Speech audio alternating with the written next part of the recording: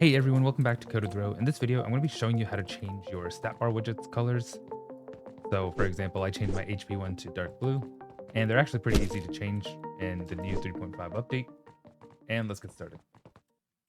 So I'm going to go over to my full sample folder, and then I will go over to my HUD, and I'll click my stat bar WBP, and now I'll hit graph to go into it.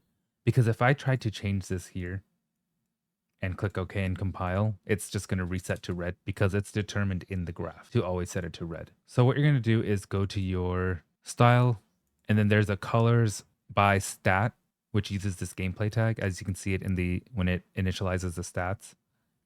And then down here, you're going to see an array called colors by stat, and you can set these to whatever color you want. So for example, if I were to make this yellow, and then make the stamina purple, and this mana to be white-ish, for example, and hit compile and save. Now when I go over to my ultimate character or ultimate map and hit play, you're going to see that the colors, maybe I didn't save. Okay, so, all right, so for some reason I had to restart my editor in order for it the changes to actually show up, but maybe that's on my end. I'm going to try changing it again.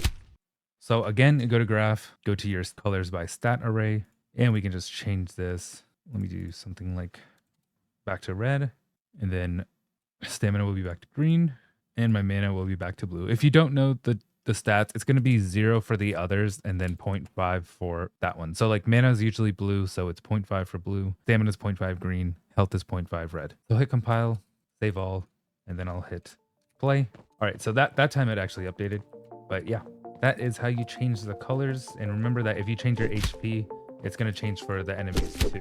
And thanks for watching Code with the Road. Like, subscribe, comment below what you want to see next. And I'll see you in the next video. Thanks for watching.